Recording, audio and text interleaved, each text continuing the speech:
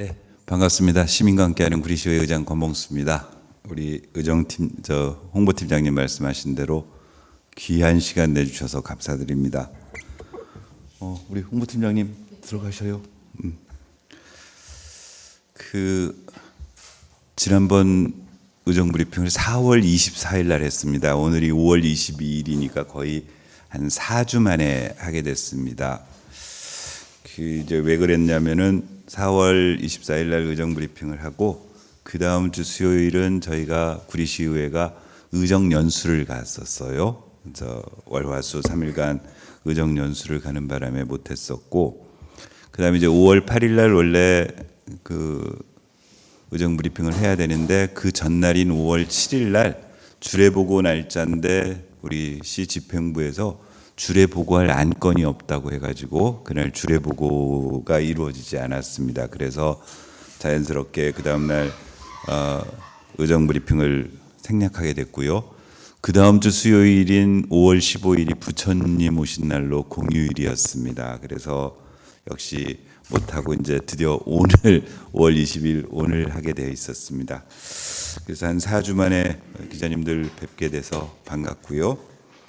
이제 그러다 보니까 그 4월 24일 날 브리핑한 이후로 우리 좀 브리핑 해드릴 건들이 오늘 우리 홍보팀에서 5월 1주차 1차 구리시의회 의정 브리핑 설명 순서 해가지고 나와 있는데요.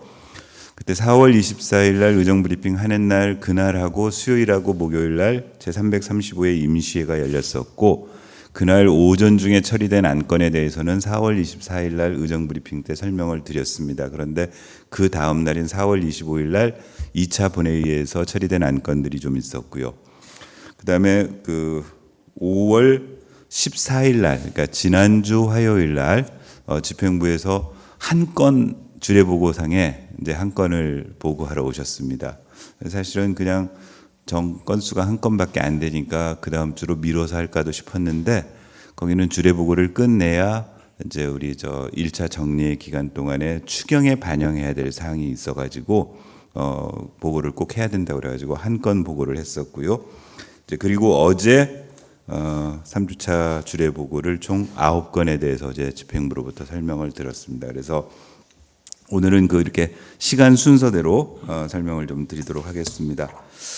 그러니까 4월 25일 제335회 임시회 제2차 본회의에서는 총 한 7건의 안건을 저희가 처리를 했습니다. 그리고 그날 처리 직전에 우리 이경희 의원께서 5분 자유발언 신청을 하셔가지고 5분 자유발언을 해주셨는데, 이제 주로 이거는 별내선 개통과 관련해서 좀 얘기를 해주셨던 거였던 것 같고요. 그 다음에 그날 처리된 안건 중에 가장 이제 좀 했던 거는 뭐냐면은 행정사무감사 계획서를 의결했습니다.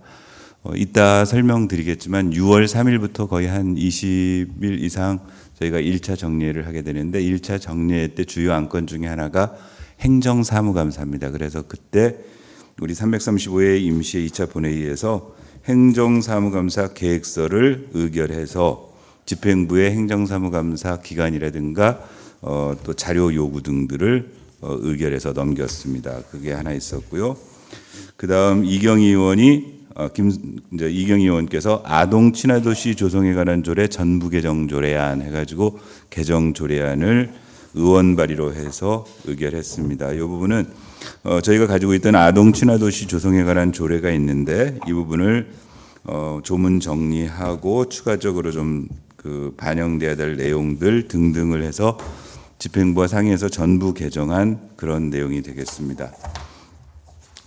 그 다음 의결한 안건이 집행부에서 넘겨주신 구리시 행정기구 및 정원조례 일부 개정 조례안을 의결했습니다. 핵심 내용은 그때 설명드린 대로 이제 국을 하나 신설하는 내용입니다. 혹시 기억하시겠지만 그 전 임시회 때 설명 브리핑하면서 어떤 일이 있었냐면은, 이제 그동안 우리 구리시에는 국 말고 임시기구로 우리 뭐였죠? 도시개발사업단, 도시개발사업단이라고 그래서 국으로 인정을 못 받고 한시기구로 경기도로부터 인정받아서 운영되던 조직이 있었고요. 그게 올해 3월 31일부로 기한이 종료돼서 한번 조례 개정을 했었고, 그런데 이제 공교롭게 그 중간에 어떤 문제가 있었냐면은 그동안은 이 기초자치단체의 국신설권이 도에 있어가지고 도하고 협의를 해서 국을 인가받았어야 되는데 올해 지방자치법의 일부 시행령 개정을 하면서 이제 국신설권을 기초자치단체장에게 전부 넘어오게 되니까 우리 시 입장에서는 이제 그 임시기구인 단을 해체하고 그 단에 있던 2개 과를 기존 안전도시국으로 가 있어서 한 7개 과로 운영을 하다가 국을 하나 신설하겠다 하는 게 이번 요 335회 임시회 때 나온 안에 핵심 내용입니다. 그래서 도시개발교통국이라는 국을 하나 신설해서 4국 체제에서 5국 체제로 바꾸겠다. 그리고 그 도시개발교통국, 신설되는 도시개발교통국 안에 그 기존 도시개발사업단에 들어있던 도시개발과하고 균형개발과 외에 교통행정과, 자동차관리과 등 2개 과를 이동시켜서 총 4개 과를 도시개발교통국으로 하겠다. 그 다음에 그 전에 이제 우리 조례했던 내용 중에 하나인 그 구리교문도서관, 구리교문방정환도서관으로 바꾸는 부분을 이 행정기구에 반영하는 것까지. 이건 의원님들과도 사전에 주례보고에서 설명을 충분히 들었고 우리 시의 여건상 국을 신설할 필요가 있겠다고 해서 지금 의결됐었습니다. 원안 의결됐고요. 그 다음 안건이 공유재산 관리 계획안이었습니다. 이건 브리핑 시간에 주례보고서에서 설명드렸었습니다. 뭐냐면은 저 구리역 옆에 가면은 구리역 공원이라고 있습니다. 당초에는 거기가 인창 유수지였는데 유수지의 절반가량을 복개해가지고 상층부에 구리역 공원을 지금 조성해서 사용하고 있습니다. 그래서 그 공원 하부에는 복개된 공간으로 지금 그냥 가지고 있었고 복개하지 않은 데는 노회 주차장으로 사용을 하고 있는데 이번 시에서 그 복개되어 있는 공원으로 복개되어 있는 하부에다가 그 하부를 주차장으로 사용하겠다고 설명을 주례보고에서 했었고 그때 여러 가지 문제점에 관해서 충분히 의원님들이 질문했던 것들을 브리핑 시간에 설명했는데 집행부에서는 뭐 그 부분에 대해서 뚜렷이 어떤 뭐 대안이나 이런 것들을 가지지 않고 그냥 안건으로 올라왔습니다. 그래서 그날 여러 질의 답변을 거쳤고 결국은 의원님들 간의 의견이 일치하지 않아서 표결 절차를 거쳐서 부결된 안건입니다. 그래서 이 공유재산 관리 계획안 수시분 2차는 부결되었었습니다. 그 다음에 처리한 안건이 구리시 학대 피해 아동 쉼터 남아 전용 도담꿈터 민간위탁 동의안인데요. 그러니까 이런 겁니다. 지금 가정에서 학대받는 아동이 발생을 하면 일단 격리를 시켜야 하기 때문에 그렇게 그 학대받는 아동들을 이렇게 수용할 수 있는 수용 공간이 필요한데 현재 여아들 그 쉼터는 지금 존재하고 있는데 남자 아이들이 갈 수 있는 쉼터는 구리시에 없어서 현재까지는 구리시에서 그런 학대 아동이 발생되면은 인접 시군에 있는 시설로 격리해 가지고 이렇게 케어를 했었다는 겁니다. 그런데 이제 우리 구리시에 그 독자적인 공간을 만들어서 운영하겠다. 그래서 이거는 집행부에서 가져온 대로 원안 의결한 내용입니다. 그 다음에 시립 힐스테이트 어린이집 민간위탁 동의안 역시 설명드렸었습니다. 주례보고 시간에 저쪽 롯데백화점 건너편 쪽 구리초등학교 옆쪽에 수자인 아파트 단지 그리고 그 옆에 지금 새로 짓고 있는 힐스테이트 아파트가 6월 말에 입주 예정인데 그 안에 시립 어린이집을 개설하는 사항. 이건 보고 들은 대로 또 오늘 그날 원안 의결돼서 다만 그때 보고받을 때 설명드렸던 것처럼 시기적으로 입주 시점이 6월인데 지금 이 안건을 저희가 4월 달에 처리해서 준비하더라도 한 8월 9월쯤에나 시립 어린이집이 개소되는 그 이런 시간상의 문제가 여전히 해결 안 되고 있습니다. 그때 설명드렸던 것처럼 이걸 제도적으로 좀 어떻게 할 수 있는 방법이 있느냐 그랬더니 현실적으로는 불가능하다. 그러다 보니까 입주하는 주민들 입장에서는 기존에 뭐 만약에 우리 시 바깥에서 오시는 분 같은 경우에는 일단 이사 와야 되니까 와서 어린이집 한 2, 3개월 등록해서 다니게 하다가 그 시립 어린이집이 아파트 단지 내에 개소되면 움직여야 되는 그런 번거로움이 있는데, 이건 나중에 하여튼 국가적으로도 뭔가 좀 시스템을 만들어야 되지 않겠나 하는 생각이 들어가고 있습니다. 마지막으로 구리 음악창작소 설치 운영조례 일부 개정 조례안이었는데요. 지금 그 음악창작소는 어디냐면은 그 유통시장, 우리가 흔히 롯데마트 또는 시민마트, 웰마트라고 하는 그 공간 옆에 축산동이 있고, 거기 1층에는 동구동 주민 행정복지센터 있는데 그 2층에 음악과 관련된 어떤 프로그램을 시민들이 이용할 수 있는 시설이 들어 있습니다. 그래서 이 시설은 좀 상당히 잘 운영되고 있는데, 그걸 보다 효율적으로 운영하기 위해서 이용하는 사람들에게 뭐 기념품 줄 수 있는 조항이라든가 관리하는 그런 것들을 개정하고자 하는 내용이었습니다. 원안 의결되었습니다. 그래서 335회 임시회는 24일 1차 본회의, 25일 2차 본회의에서 이틀간의 회기로 잘 종료됐습니다. 이제 그리고 설명드린 대로 5월 첫째 주에는 저희가 의정연설 때문에 주례보고, 그다음 의정 브리핑 못했고요. 그다음 주간은 또 휴일이어서 못했고, 이제 그리고 지난주 5월 14일 날 아까 말한 대로 한 건에 대해서 가지고 왔었어요. 한 건이 뭐였냐면은 거기 된 구리 자원해수실 내 주민 편익시설 민간이탁 변경 동의안입니다. 우리가 흔히 소각장이라고 하는 데입니다. 소각장에 주민들이 이용할 수 있는 편익시설들을 지금 체육회 쪽에다가 그 민간이탁 하고 있는데, 핵심은 이제 그 민간이탁 변경 동의를 하는데, 핵심 내용은 뭐였냐면은 예산이 늘어나는 사항이었습니다.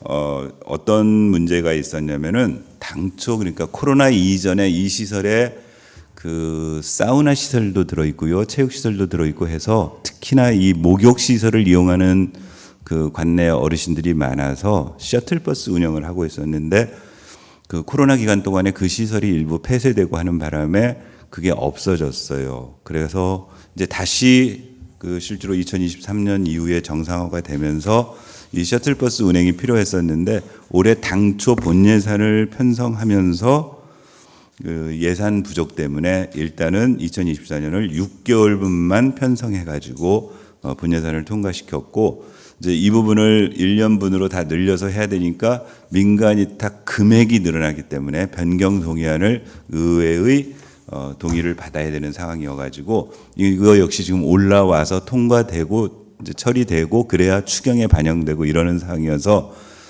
담당 부서에서 설명을 하러 왔던 겁니다. 이제 그날 설명을 들을 때 이날 주례보고는 이제 제가 회의를 가는 바람에 부의장님께서 주재를 하셨는데, 이제 의원님들이 몇 가지 의견을 주셨어요. 그러니까 이제 그 필요성에 대해서는 동의를 하는데, 그러니까 6개월분만 편성했던 거기 때문에 1년분으로 늘려야 되는 부분에 대해서는 뭐 이의가 없는데, 그 주민 편익 시설을 그 운영하는 시스템에 대해서 약간 좀 문제를 고민해보자 하는, 대표적으로 어떤 거였냐면 아까 말씀드린 것처럼 그 이제 사우나 시설, 목욕 시설의 그 이용객이 상당히 많습니다. 상당히 많은 이유 중에 하나가 요금 차이가 엄청납니다. 그러니까 일반 관내 시중에 있는 사우나 시설은 지금 뭐 싼 데가 9,000원, 보통 10,000원 이렇게 받는데, 여기는 지금 2,700원을 받습니다. 2,700원을. 그러다 보니까, 그리고 2,700원을 붓고 특별히 지금 어떤 이용하는 데 있어서 제한을 두지 않다 보니까 관외에 계신 분들이 승용차 자가용을 끌고 2,700원짜리 사우나 시설을 이용하러 오는 일들도 발생을 하고 있다. 그러면 이게 원래 만들어진 취지, 그러니까 그 시설은 소각장으로 인해서 피해보는 주변 분들을 위해서 주민 편익시설이 이용된 거였고, 설립된 거였고, 또한 현재 민간이탁 해가지고 지금 관리 비용을 시민의 세금으로 내주는데 과연 이렇게 운영하는 것이 옳은 거냐, 이제 이런 부분들에 대한 그 고민을 좀 해야 될 시점이다. 그래서 관내 시민, 그러니까 시민과 관내 이용자들의 요금 체계를 이중화되어야 될 필요는 없느냐, 이런 제안도 하셨었고요. 또 하나는 이제 의원님들이 실제로 그 현장을 가보시기도 하고 현장 파악하시러 일부러 목욕탕을 가시기도 하는데 아까 말씀드렸던 것처럼 이제 그 당초 취지는 저렴하게 이용하라고 만들어서 셔틀버스까지 운영을 하는데 셔틀버스 타고 오시는 그 이용객만큼 자차로 오시는 분들이 많은데 그분들 같은 경우에는 과연 지금 그분들에게 2,700원으로 할인된 요금으로 드리는 게 지금 이게 옳은 거냐? 그러면 우리가 뭐 저소득자라든가 사회적 그 소수자는 좀 더 요금을 낮게 받고 그렇지 않은 부분은 좀 올려받고 하는 이런 것들도 현실화할 방안이 필요치 않느냐 이런 거였고요. 이제 이번 아까 말씀드렸던 것처럼 이번 그 변경 동의안의 핵심은 당초 예산을 6개월분만 편성하기 때문에 6개월분이 부족했다고 하는데 아마 본 예산 설명할 때 그 부분을 제대로 설명을 안 했던 모양입니다. 그러니까 의원님들 예산 심의했던 의원님들 입장에서는 황당한 거죠. 당초에 그냥 1년분으로 생각하고 예산 심의해서 승인해 줬는데 이제 한 4개월쯤 지나고 나니까 그거는요 저기 예산이 부족해가지고 6개월만 반영된 내용이었고 6개월분이 부족해요 하는 상황이 되니까 이게 말도 안 되는 상황이었다 이런 부분들에 대한 충분한 설명이 안 됐다는 그런 질책이 있었다고 합니다. 그날은 제가 회의 주제를 안 해서요. 이제 그리고 이제 어제 총 9건에 대해서 주례 보고를 진행을 했습니다. 주례 보고를 진행을 했고요.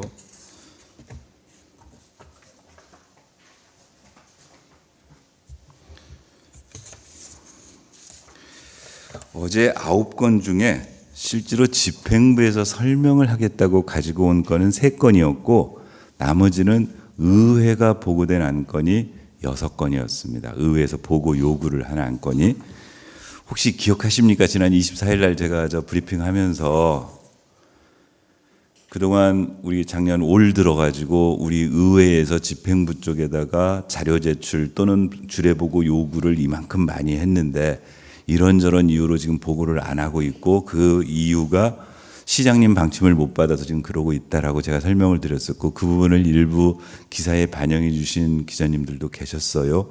그 덕분인지 몰라도 그 묵어있던 이제 이 보고 사항을 이번에 많이 가지고 오셔가지고 보고 사항이 좀 늘어났습니다. 늘어났고 이제 또 그래서 그 중에 한 3건은 그렇게 해서 저희가 요구했던 것들을 이제 보고 받은 건이 있고요. 그 다음에 실제로 지난주에 의회에서 요구를 했었습니다. 그건 대부분 여기 계신 기자님들이 여러 가지 발빠르게 기사를 써주셨는데 그 기사를 통해서 의회에서도 좀 파악하고 있어야 될 필요가 있겠다 싶은 내용들을 요구를 해서 한 2건 정도 설명을 요구받은 바입니다. 그래서 순서대로 쭉 설명을 좀 드리면요.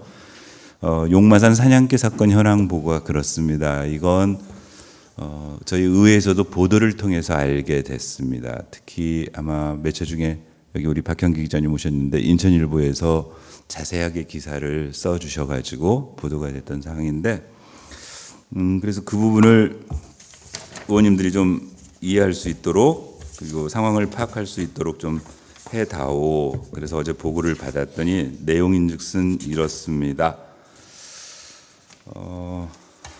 지난 5월 4일 날 그 용마산에서 시루봉 쪽으로 넘어오는 그 인근에서 서울특별시에 거주하는 민원인이 그 강아지를 데리고 나왔다가 이제 들개한테 공격을 당했다는 거죠.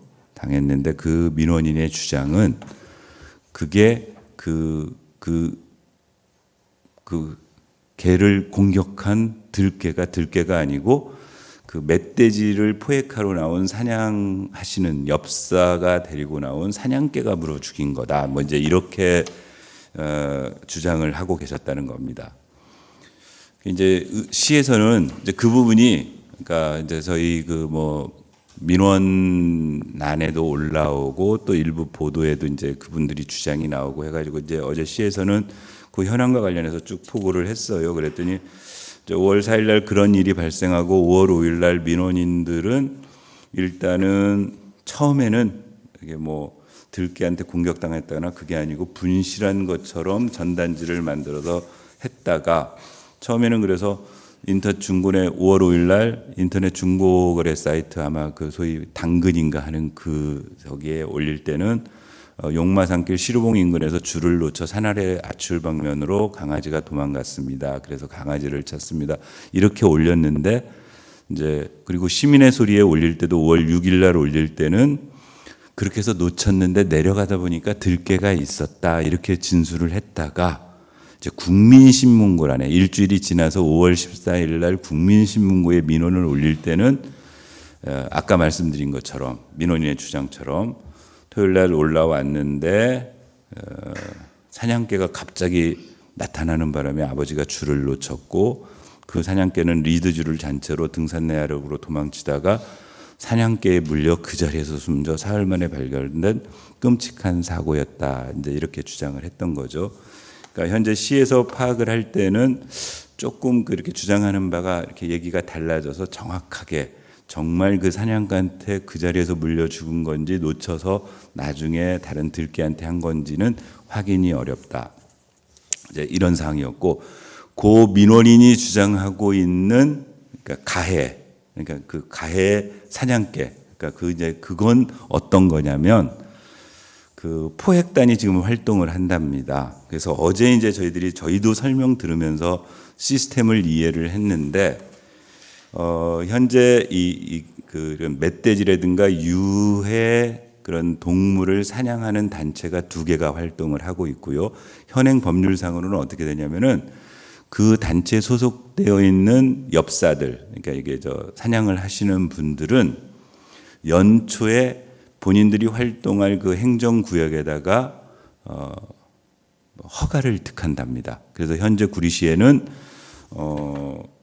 한 단체에서 14명, 또 한 단체에서 멧돼지 포획단에서 18명에서 32명의 엽사가 허가를 등록하고 있고, 이제 이분들은 뭐 주변에 있는 분들이 멧돼지가 나타났다 그러면은 이 멧돼지 사냥을 하러 아차산 쪽으로 출동을 해가지고 사냥개를 데려가서 출동을 해서 사냥개를 잡고, 그렇게 사냥을 해서 멧돼지를 포획을 하거나 죽이면 그 실적을 환경부 쪽에다가 입증을 하면은 한 마리당 20만 원의 포상금을 받는다는 거죠. 지금 그렇게 이제 지금 활동을 해서, 그러니까 그분들은 멧돼지라든가 유해 그 동물들을 사냥을 해서 포상금을 받으니까 좋고, 이제 시나 이런 쪽 입장에서는 그 자꾸 농작물 같은 것들을 멧돼지들이 다 훼손하고 하니까 주민들 민원이 생기니까 이제 그렇게 지금 운영을 하고 있어서 지금 이 일이 터진 5월 4일 날 오전 10시부터 그 오후 1시까지 그 아치울 마을 인근에 그 남양홍시 묘역 일대에서 야생생물관리협회 서부지회 회원 2명이 사냥개 4마리를 가지고 각각 2마리씩을 가지고 포획 활동을 하고 있었다. 그러니까 그렇게 한다라고 우리 시청 그 담당 주무관한테 이제 문자로, 보통 이렇게 하면 본인들이 그렇게 관리를 한답니다. 이제 저희 오늘 이렇게 출동해서 저희는 작업을 합니다. 이제 그렇게 해서 출동을 했었고, 이분들 주장은 12시에서 1시 사이에 멧돼지 포획 활동을 종료하고 내려와서 아치울 마을 앞에 있는 양평 해장국집에서 점심을 먹고 헤어졌다. 그래서 뭐 그 점심 먹은 카드라든가 이런 것들이 일정이 확인되어져서, 그러니까 이분들은 우리 사냥개가 안 죽였다는 거고요. 그 피해를 받은 분은 그날 거기에 사냥으로 출동한 그 사냥 엽사들의 사냥개가 죽였다는 주장이 이제 이렇다는 겁니다. 그래서 일단 시에서 잠정적으로는 이 포획단의 엽견은 아닌 걸로 보인다. 그래서 또 다른 그 야생 들개나 뭐 이런 쪽의 피해가 아니겠느냐. 이제 그런 내용들이 있고요. 이제 어제 이 설명을 들은 의회에서는 이제 하여튼 벌어진 일에 대해서는 충분히 이해가 됐다. 그리고 시의 주장처럼 확인을 해보니 직접적으로 아닐 수는 있는데, 일단 이번 일을 통해서 이제 앞으로 좀 문제되는 부분들은 서로 고치자 해서 제안을 했던 게, 암만 해도 지금 아차산은 용마산 일대는 주말에는 등산객들이 많습니다. 그리고 이렇게 뭐 반려견을 데리고 산책 나오는 시민들도 많고 하니까 가능한 한 주말에 포획 활동은 안 하는 게 좋지 않겠느냐. 그럼 앞으로는 혹시라도, 그리고 더군다나 이렇게 사람들이 있을 때는 안 하는 게 좋을 것 같으니까 이런 주말 포획 활동은 좀 지양하고, 혹시 하게 되더라도 이런 사고가 혹시라도 발생할 수 있으니까 그런 대책을 충분히 세웠으면 좋겠다. 또 하나 이제 관련 동물 단체 뭐 임원들로부터 통화를 의원님들이 몇 분이 하신 모양인데 일단 이제 초기 대응에 있어서 그러니까 이 반려견이나 반려묘를 키우시는 분들의 어떤 그 감정 또는 이 판단하고 이제 우리 공직자들이 그 대응을 하는 태도에 있어서 조금 섭섭함이 있지 않았느냐. 그러니까 담당 공무원이 받아서 그거 뭐 우리 책임 아니에요. 우리가 뭐 잘못한 거 아니에요. 이제 이렇게 얘기를 해버리는 순간 이 감정들이 부딪혀서 이게 좀 과잉된 부분이 있으니까 그런 부분도 좀 신경을 써라. 또 하나 어제 이제 확인을 해봤더니 예를 들면 지금 그 용마산 아차산의 행정구역이 구리시의 일부가 들어와 있고 일부는 중랑구, 일부는 광진구에 걸쳐 있는데 지금 중랑구하고 광천구에서는 원칙적으로 이렇게 그 야생동물 사냥을 할 때 사냥개 동행을 금지하고 있답니다. 대신에 포획 틀을 사용해서 잡으라 이렇게 지금 하고 있는데 우리 시는 이제 사냥개 동반을 지금 허락하고 있는 상황이니까 그 부분도 면밀하게 검토를 해봐라 그랬더니 담당 과장 입장에서는 포획 틀이 가지고 있는 위험성도 분명히 존재한다. 꼭 그 야생동물만 들어가는 게 아니고 오히려 반려견이 들어간다거나 사람이 들어가서 오히려 다칠 수도 있어서 그 부분은 잘 검토해 보겠다. 그렇게 해서 이제 그런 보고를 받았습니다. 그래서 언론에서 크게 다루었고 또 해당 분야에 있어서 혹시라도 뭐 개선할 부분들이 있으면 같이 고치자는 취지에서 어제 그렇게 설명을 들었습니다. 이제 두 번째 보고가 그 수도과하고 균형개발과로부터 별내선 309 비엔투 정거장 상수도 누수 발생으로 인한 피해 보상 현황 보고 이걸 들었는데 이걸 요청한 게 언제였냐면 올해 1월 달에 요청했던 보고입니다. 그런데 그동안 아까 말한 대로 시장의 방침을 받지 못해서 한 4개월 만에 이제 설명을 하러 왔는데 그러다 보니까 이때 당시에 이걸 보고를 요구한 이유가 있었거든요. 그래서 어제 이제 담당 뭐였냐면은 내용은 이런 거였습니다. 별내선 309 비엔투 정거장이 우리 장자호수공원역입니다. 장자호수공원역 옆에서 작년 8월 2024년 8월 달에 그 별내선 공사 중에 이게 1000mm짜리라니까 1m 구경 1m짜리 우리 백교 배수지에서 쭉 나와가지고 이쪽 그 교문이동 또는 뭐 수택삼동 이쪽에 상수도를 공급하는 선을 건드려가지고 거기 이제 누수 현상이 발생했던 사고가 발생을 했었거든요.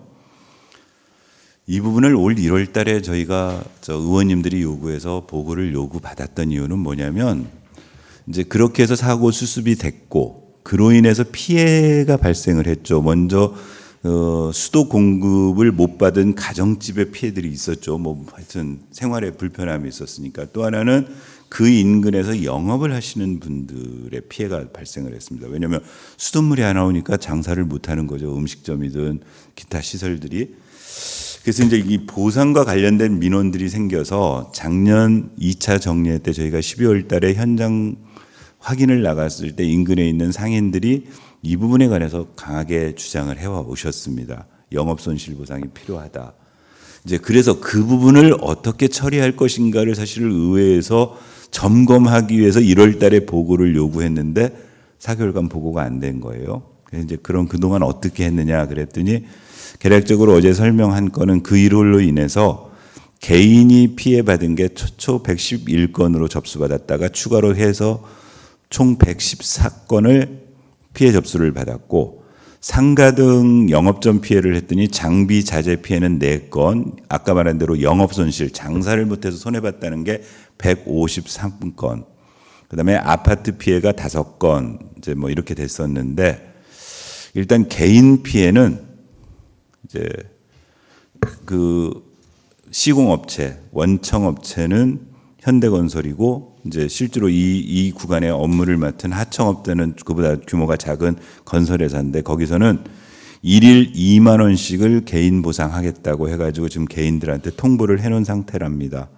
그래서 이제 뭐 신청하면은 1인당 하루에 2만 원 해가지고 개인들 손해는 보상을 해주겠다. 그 113건에 대해서는 지금 그렇게 진행을 하고 있다는 거고요.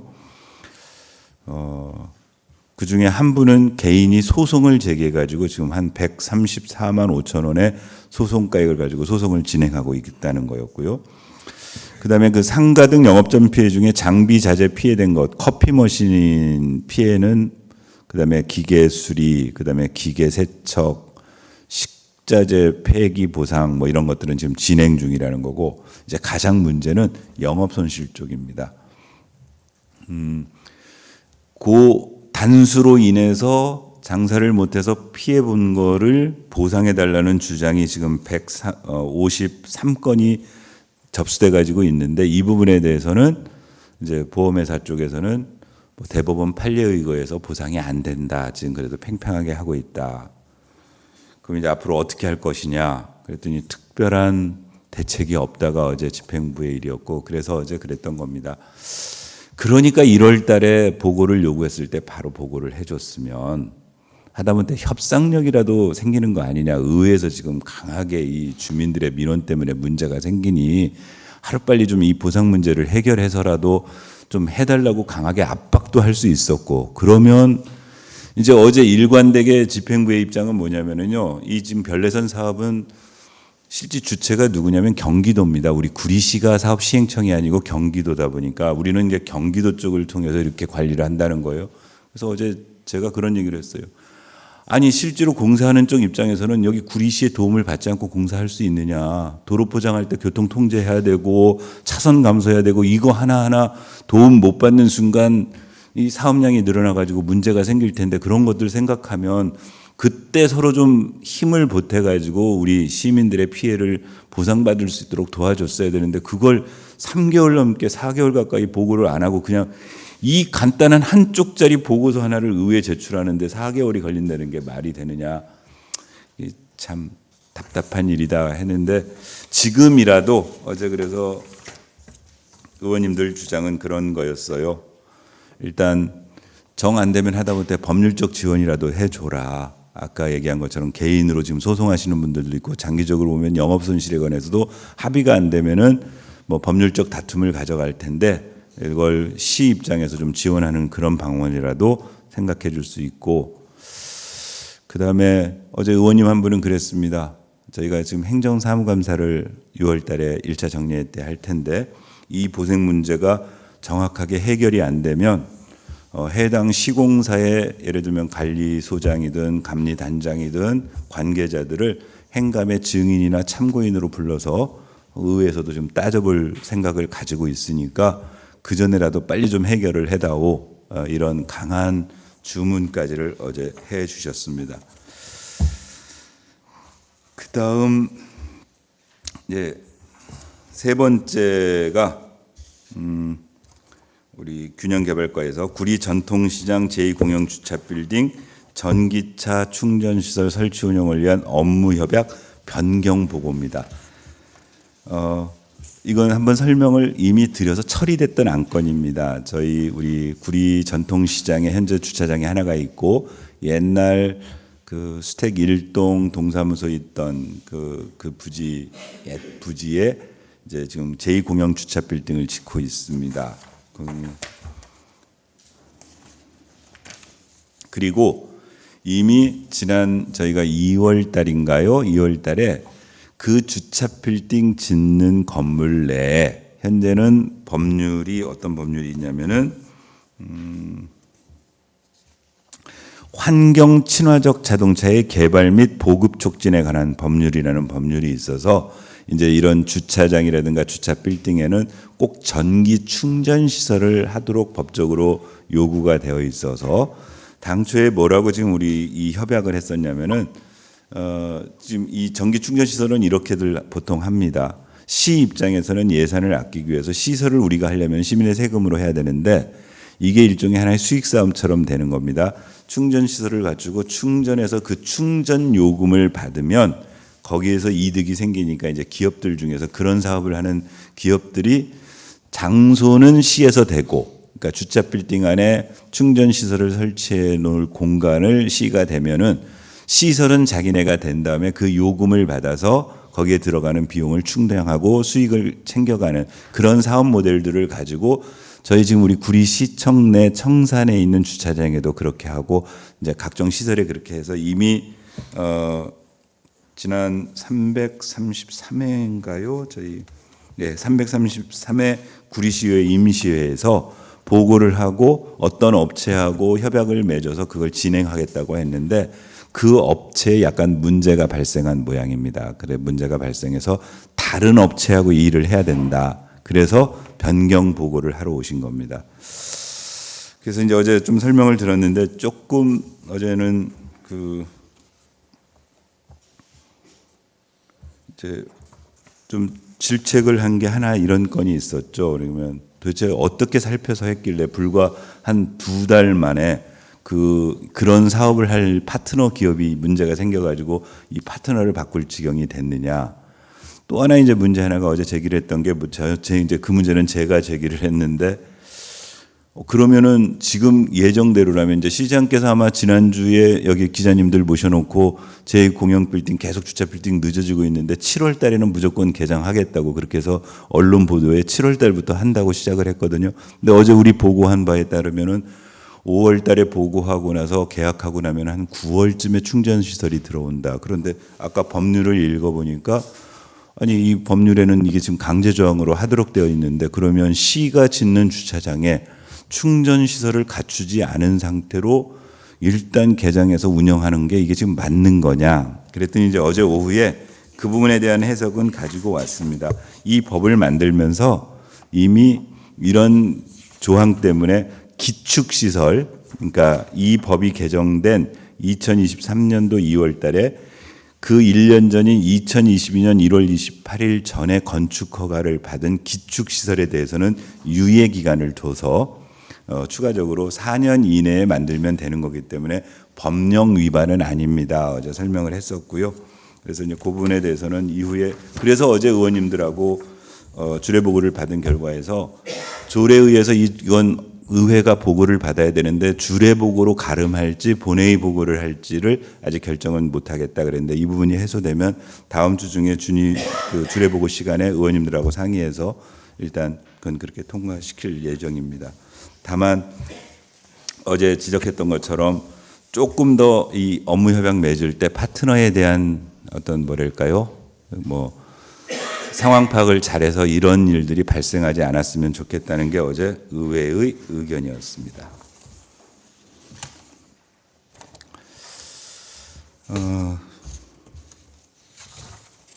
그리고 이제 또 하나는 이건 역시도 저희가 요구했던 건인데 지금 별내선 개통 지연 문제가 생겨나 있어서 이제 지난번 그 시에서 정례 브리핑 할 때도 좀 내용이 설명되었었고 그래서 의회에서도 그 부분에 대한 보고 요구를 했었는데 어제 설명을 하러 오셨어요.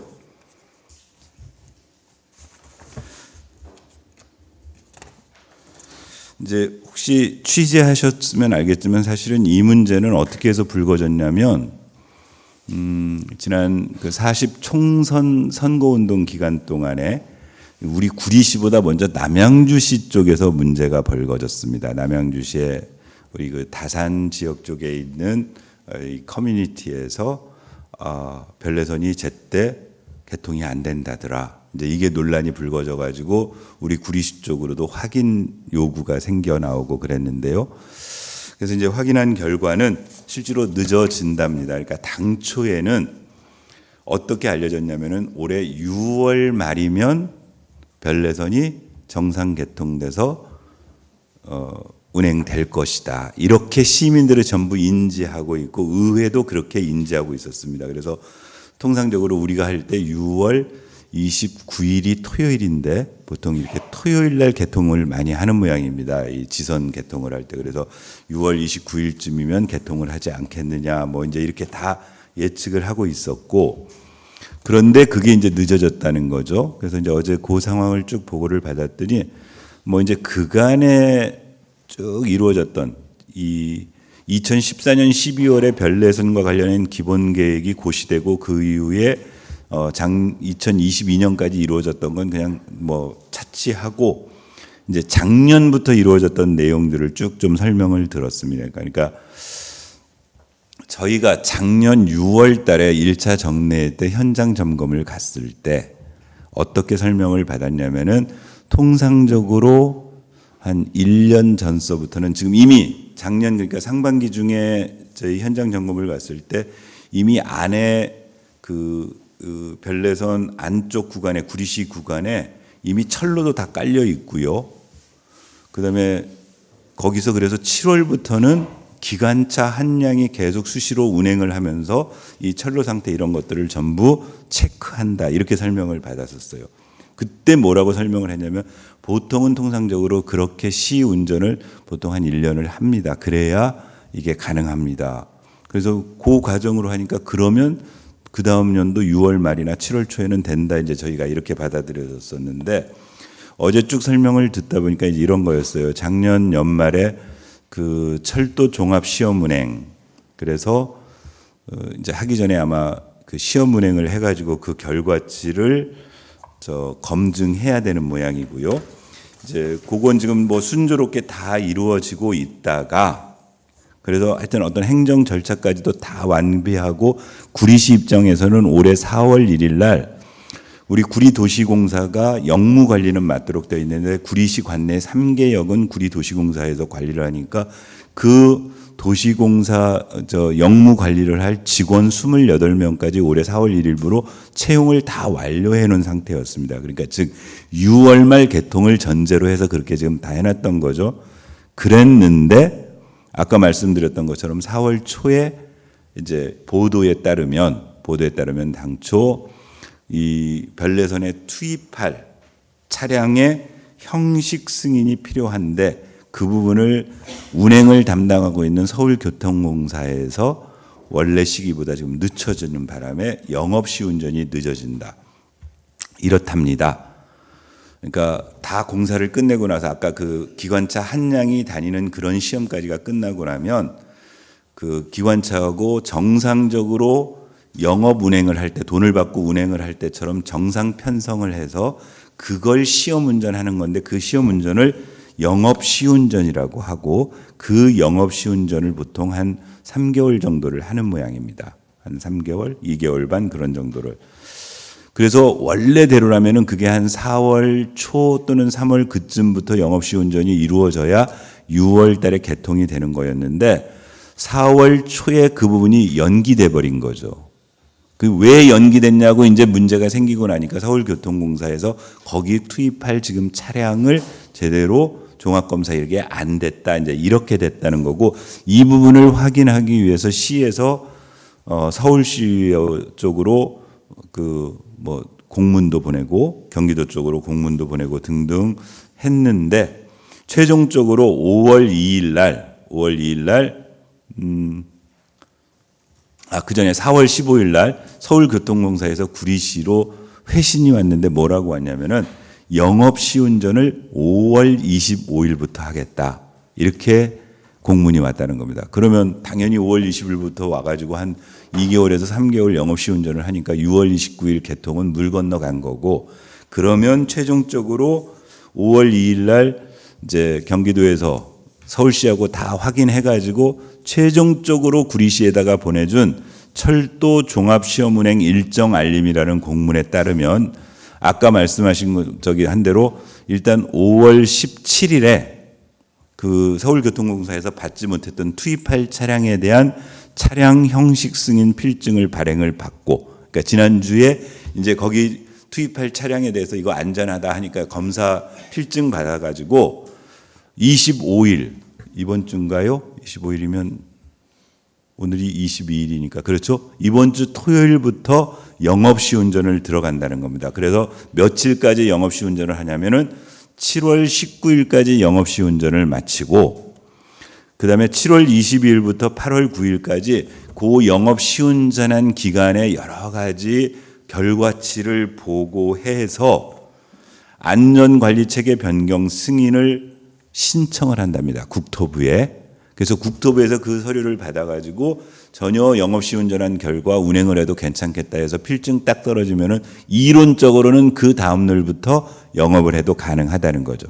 그래서 어제 확인한 보로는 현재로서는 지금 현재 서울시, 서울교통공사 그리고 경기도 등이 확인해가지고 구리시로 알려준 스케줄을 보자면은 8월 9일 날 여하튼 영업시운전이 끝나서 보고체계까지가 끝나고 만약에 영업시운전에서 아무 문제가 발생하지 않으면은 8월 9일 이후에 정상 운영이 가능하다. 혹시라도 다만 그런데 아마도 이제 서울교통공사든 경기도든 이 날짜부터 개통합니다라고 얘기를 지금 못하는 이유는 혹시라도 영업시운전 과정에 문제가 발생을 하면 그 문제를 해결해야 될 기간이 필요하기 때문에 어떤 날짜를 특정하지는 못하고 있다. 그래서 어제 이제 집행부에다가 여하튼 최선을 다해서 8월 9일까지 그 모든 절차가 다 진행돼서 가능한 한 8월 10일부터라도 운행될 수 있도록 우리가 할 수 있는 일은 다 하자. 그런데 구리시가 할 수 있는 일이라는 게 별로 그렇게 많지는 않아 보입니다. 그 부분은 지금 영업시운전을 담당하고 있는 서울교통공사가 정말 좋은 차량 투입해서 거기에 이상이 발생되지 않도록 다만 그 영업시운전하는 과정에 우리 구리시가 담당하고 있는 3개역 구간에 대해서는 우리 구리도시공사가 영무 관리를 책임지고 있으니까 그 부분에 대해서 누수가 발생하지 않도록 해달라는 요구를 했었고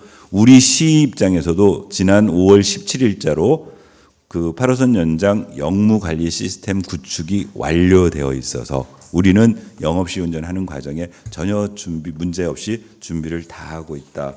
어제 그렇게 설명을 들었습니다.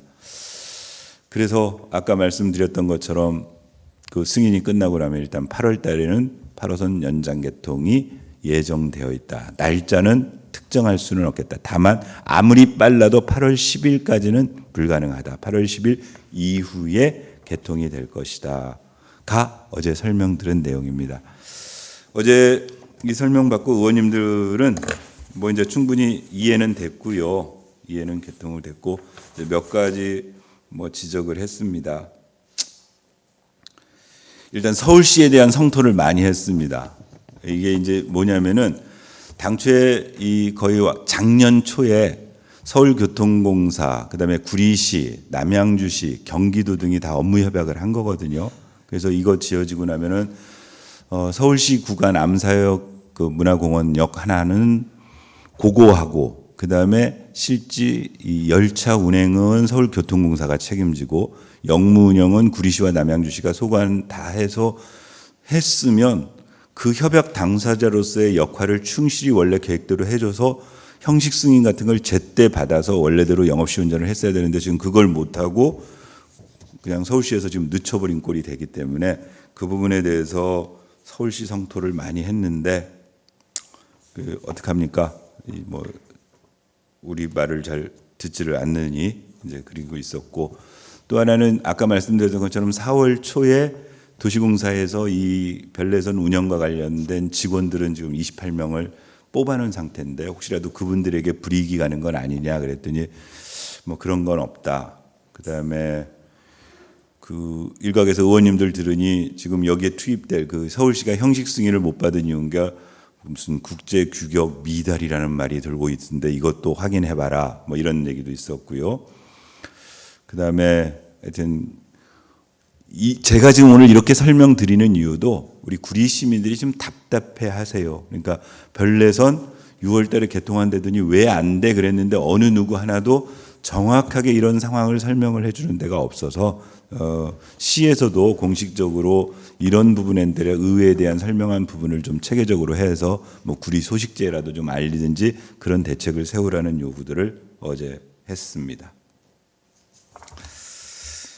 이제 그리고 또 균형개발과에서 마지막 가져온 게 그 아까 지난 4월 25일 날 제가 공유재산관리계획안 우리 구리역 하부 복개 구간 하부 주차장 그 부분에 대해서 부결 처리했다고 그랬는데 그 부분을 이번 1차 정리회 때 지금 다시 올릴 모양입니다. 그래서 그때 질의답변 과정에 발생했던 여러 가지 문제들을 체계적으로 어제 가지고 와서 이 부분은 이렇게 해결이 가능합니다. 이 부분은 이렇습니다. 등등으로 어제 설명을 했었고요.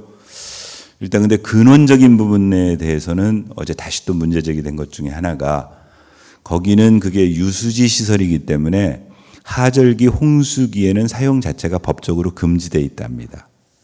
그러니까 8월부터 11월까지인가요? 4개월 동안은 거기는 아예 사용을 못하도록 되어 있어서 이 8개월만 사용하기 위한 이 시설이 근원적으로 옳은가에 대한 좀 판단이 다시 한번 해볼 필요가 있다.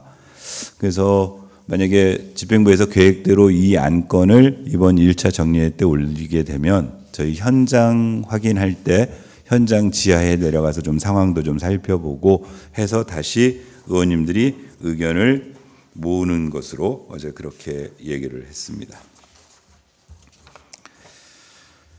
그 다음에 이제 6번째 안건이 도시계획과에서 경기주택도시공사 GH 이전 추진 경과 및 향후계획 보고 이 얘기였습니다. 이것도 언제 보고를 예고했었냐면은 저희가 1월 달에 요구를 했었던 겁니다. 1월 달에 요구를 했었는데 역시 계속 지금까지 눌러 앉아 있다가 어제 설명을 하러 왔어요. 1월 달에 왜 이 부분에 보고를 요구를 했었냐면은 기억하시겠지만 작년 말에 갑자기 우리 백경현 시장께서 구리시를 서울시로 편입하겠다고 주장을 시작을 했고요. 그러다 보니까 한간에서는 아니 구리시가 서울시로 편입되면은 경기도의 가장 중심 지방 공기업인 GH공사를 구리로 이전하겠느냐.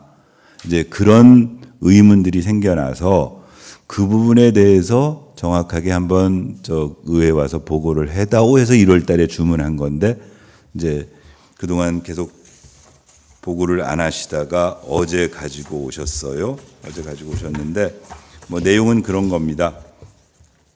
거꾸로 서울 편입 문제가 생기고 나서 시에서는 아마 시장이 요구를 하셨는지는 모르겠는데 경기도에다가 의견을 요구했어요.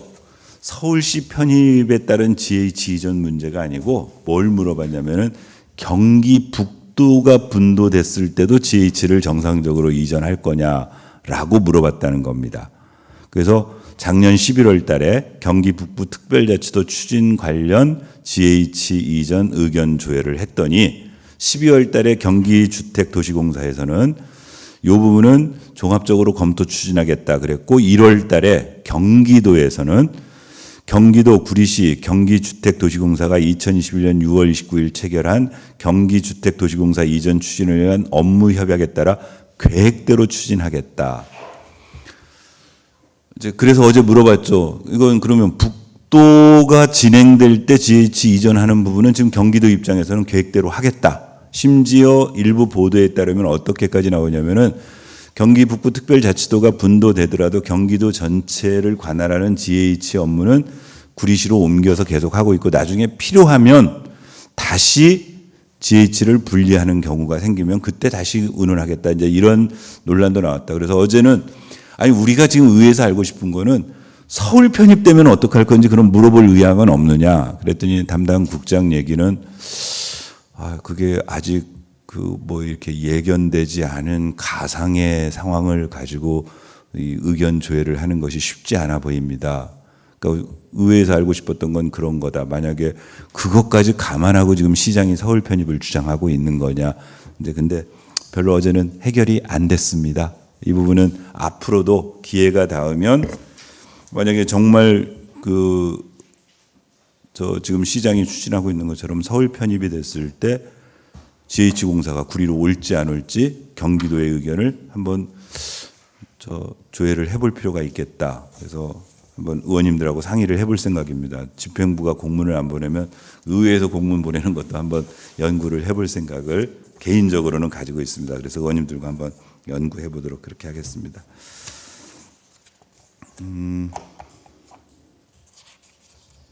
그래서 이제 어제 이거 보고하는데 이렇게 딸랑 그동안 경과만 이렇게 해서 2페이지짜리로 이렇게 가지고 오셨어요.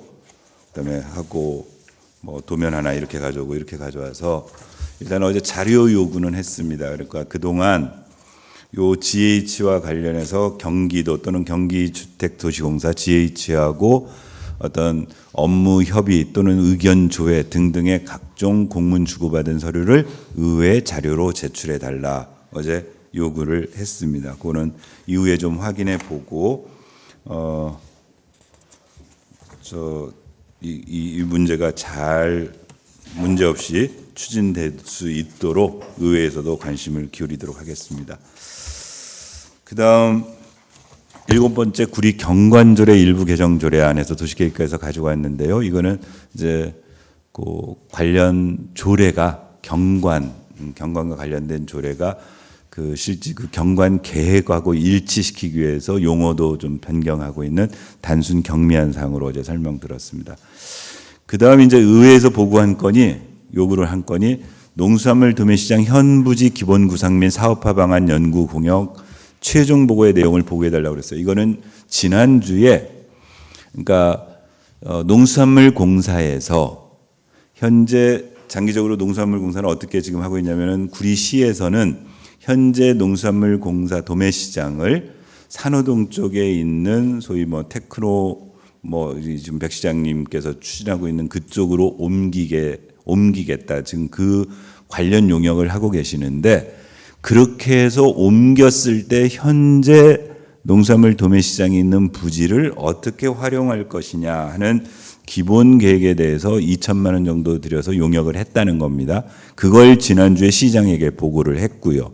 그래서 의회에서는 시장에게 보고한 그 용역사항을 의회에도 보고해달라고 요청을 했습니다.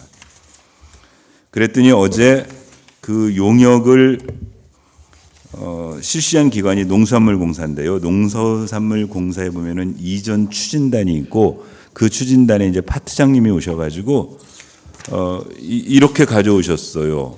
이렇게 가져오셔서 4쪽짜리, 5쪽짜리 요 최종 보고 요약본이라고 해서 가지고 오셔서 쭉 설명을 했어요. 일단 자료 요구를 했습니다. 용역 결과 받았을 거 아니냐. 2천만 원짜리 용역이니까 최소한 그 용역받은 보고서를 의회에 제출해다오. 그래야 구체적으로 얘기를 듣는데 이건 정말 성의가 없어도 너무 없는 거 아니냐 얘기했었고, 그나마 이 거친 방안으로 어제 얘긴즉슨 이런 겁니다. 자세한 건 아니지만은 거기를 옮기고 나면 일단 현재 농수산물 부지는 일반 상업지역 또는 준주거지역하고 그다음에 주민 편익시설하고 교육문화시설, 그러니까 이쪽 그 용역한 쪽에서는 그 자리에 아마 이걸 준주거지역으로 바꿔서 거기다가 공동주택을 짓게 되면 한 4,500세대 정도의 공동주택이 들어올 것으로 아마 이 용역 결과를 본 모양입니다. 그러면 그것과 요 4,500세대 정도가 들어오면 인구가 뭐 한 15,000 이상, 뭐 4인 기준으로 하면은 4, 46, 16,000, 3인이면 한 12,000 이렇게 들어오니까 거기에 따르는 교육, 문화 시설이 들어와야 되고, 또 하나는 실제로 그 중간 과정에 주민 편익 시설을 위해서 뭐 수영장이라든가 피트니스라든가 이제 요런 도면을 하나 저희들한테 주셨어요. 현재 이게 지금 그림입니다. 그림으로 이런 정도로 이렇게 그리겠다. 그래서 이거 가지고는 도저히 못 보겠으니 용역 결과 보고서를 의회로 제출해다오. 다만 이제 그쪽은 이게 뭐 구체적으로 어떤 계획을 세우는 용역은 아니었고, 기본적으로 어제 컨셉은 그렇답니다. 이 부지를 이렇게 준주거적으로 바꿔서 공정주택을 짓고 그렇게 해서 개발을 한다고 했을 때 토지 대금으로 한 1조 3천억에서 1조 5천억의 자본이 생겨나고, 그러면 충분히 농산물 시장을 이전하는 기본 비용으로 사용하는 데 부족함이 없을 것이다 정도가 이 거친 용역의 개괄적인 문제였다. 이렇게 여기를 설명을 해 주셨고요. 하여튼 의원님들이 보고서 전문 보고 나서 얘기하겠다. 어제 그래서 자료 제출 요구했습니다. 어제 마지막으로 한 것이 이제 지역화폐 발행계획 변경 보고입니다. 현재 지역화폐는요, 2024년도에는 아시겠지만 이제 윤석열 정부 들어와서 이 지역화폐 예산이 중앙에서 대폭 삭감이 됐고, 그나마 이제 경기도에서는 나름대로 그 명맥 유지를 위해서 도비, 시비 합쳐가지고 지금 사업을 진행을 하고 있는데 현재 구리시 같은 경우에는 목표액이 856억에 9개월은 6% 인센티브를 주고 2월, 5월, 9월 그러니까 설, 가정의 달, 추석에는 한 달 3개월은 10%씩 이제 이렇게 지금 운영을 하고 있는데 어제 설명을 한 이유가요. 설명을 하고 있는데 지난주에 경기도에서 무슨 통 큰 지역화폐 뭐 이런 시책 발표가 있었답니다. 그래서 현재 6%를 지급하고 그러니까 일반 평월에는 6%, 그다음에 특별한 때는 10% 이렇게 한 거를 한시적으로 4개월간 그러니까 6, 7, 8 3개월인가요? 그렇죠. 예, 5월 17일부터 8월 31일까지 5월 17일부터 8월 31일까지는 7%로 상향해서 운영을 하자. 그리고 구매 한도도 현재 우리 구리시는 평상시에는 70만 원, 그다음에 특별시에는 80만 원 이렇게 되어 있는 거를 200만 원으로 저 한도를 올리자. 지금 한도가 100만 원으로 되어 있는 거를 뭐 이제 등등 이런 시책이 내려왔다는 겁니다. 시에서 판단을 해봤더니 일단 우리 시의 그 한도를 올리기 위해서는 지금 조례를 개정해야 됩니다. 요 관련 조례에 우리는 100만 원으로 묶여 있기 때문에 그래서 조례 개정까지 하면서 하기에는 지금 시기적으로 늦추니까 일단 한도는 그냥 기존대로 가지고 가겠다. 다만 7%로 상향하는 거는 그대로 상향하겠다. 그러니까 저희 같은 경우는 지금 5월 달에 10% 상향하니까 5월 17일부터 5월 말까지는 10%로 가는 거고 6월, 7월, 8월 3개월은 6%가 아닌 7%로 인센티브를 주겠다. 이제 이렇게 지금 바뀌면은 문제는 이렇게 하면 돈이 더 들어간다는 겁니다. 그런 그 부족분을 추경에 반영할 수밖에 없으니 의회에서 양해를 해 주셔야 이 시책을 하고 추경에 반영하겠습니다. 그래서 어제 의원님들 입장에서는 여튼 지역화폐가 주고 있는 우리 저 지역 경제 활성화 뭐 이런 것들에 대한 효과를 알고 이해하고 있기 때문에 그건 그대로 하셔도 괜찮겠습니다. 해서 했습니다. 여기까지가 어제였습니다. 그래서 이제 세개 지난 335회 임시의 2차 본회의 때 처리된 안건, 그다음에 지난 5월 14일 날 처리된 주례보고에서 드러난 안건 1건, 그리고 어제 주례보고에서 설명드린 안건 9건에 대해서 간단히 설명을 드렸습니다. 그래도 1시간이 걸렸네요. 죄송합니다. 혹시 제가 설명드린 내용에 대해서 추가적으로 조금 설명이 필요한 부분을 질문해 주시면 아는 범위 내에서 답해 드리도록 하겠습니다. 네.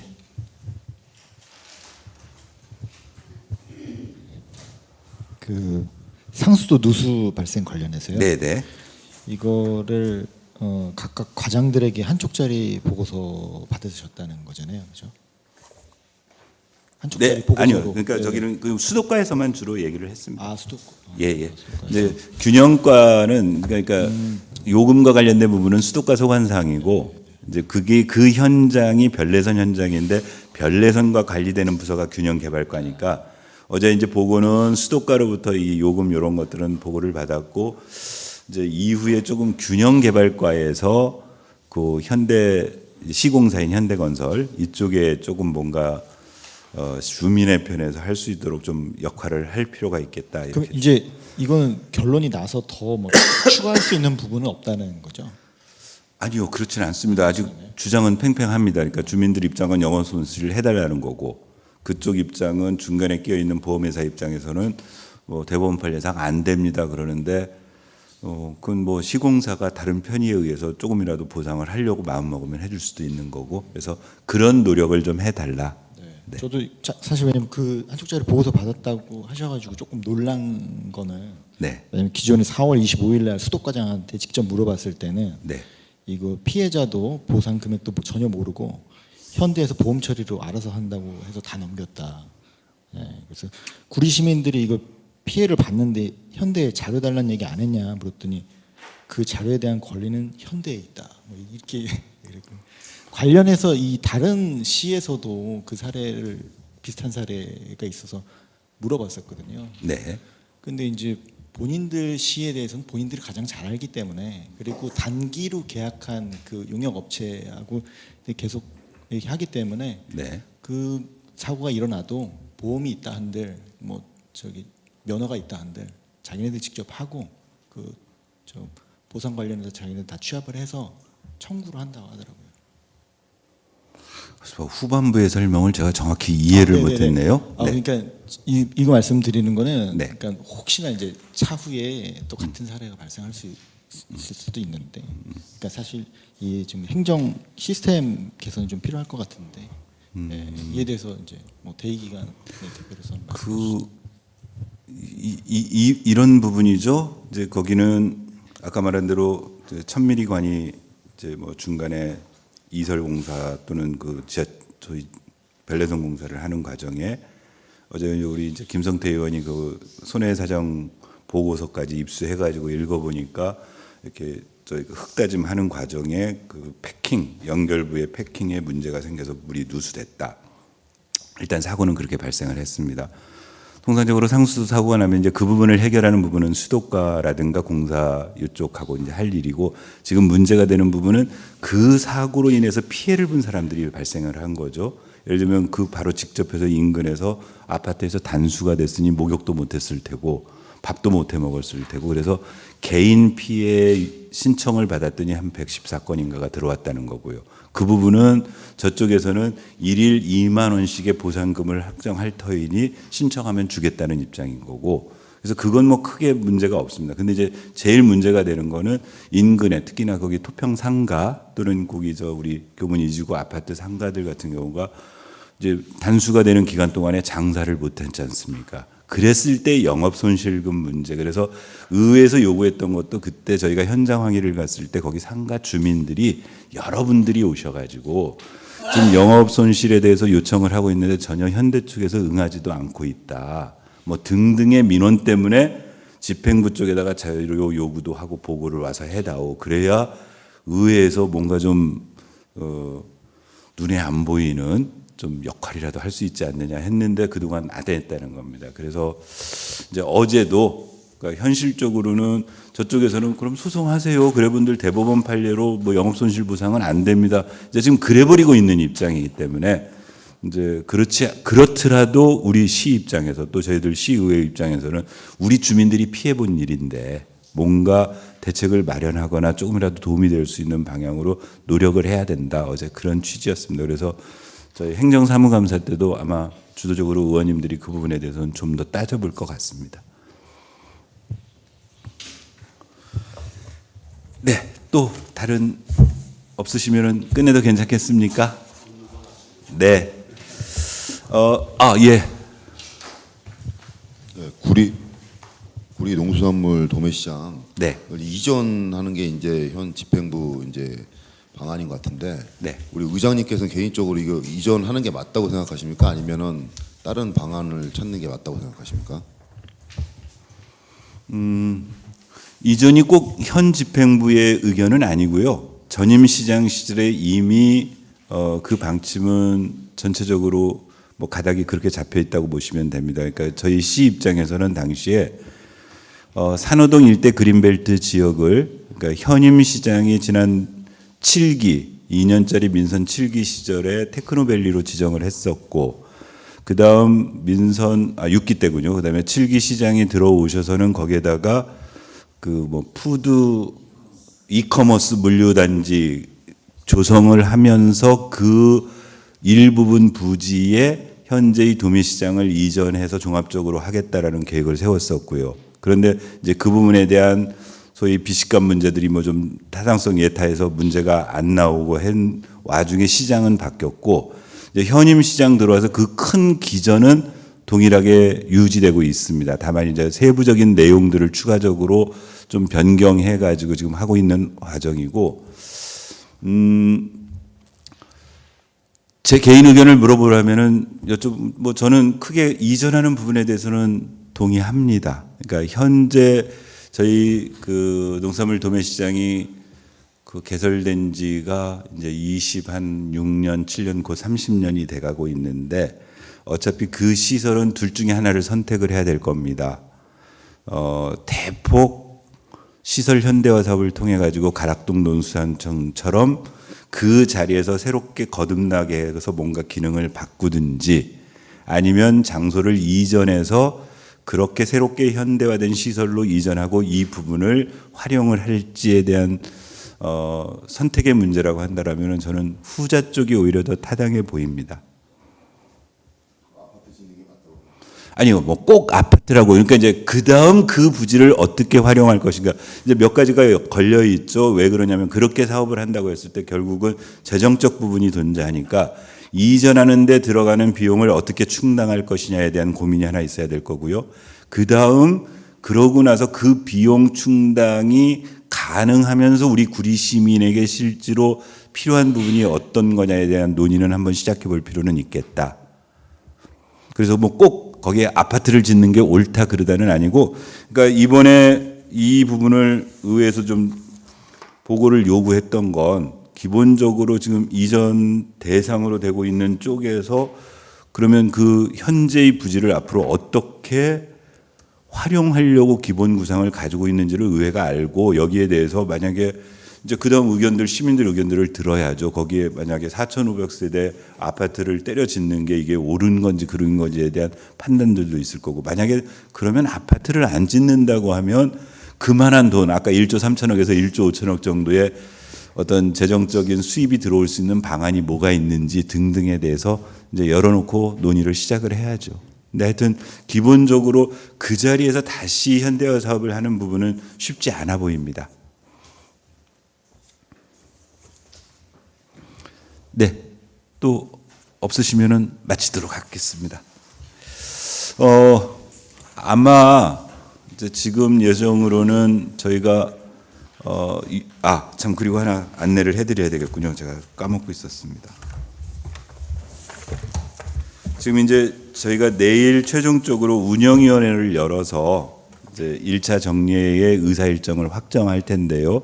지금 기본적인 안은 이렇게 잡혀 있습니다. 저희가 6월 3일부터 1차 정례를 시작을 합니다. 그래서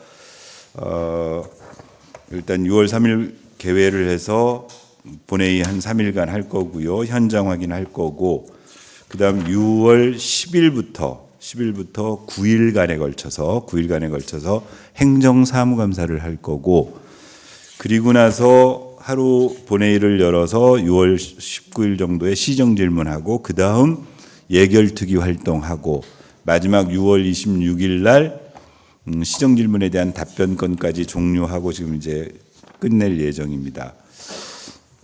그러면 이제 제가 아마 그 브리핑 할 수 있는 시간이 5월 달에 오늘 지나고 나면 다음 주 정도에 혹시 주례보고가 있으면은 그 주례보고 브리핑하러 한번 올 수 있을 것 같고요.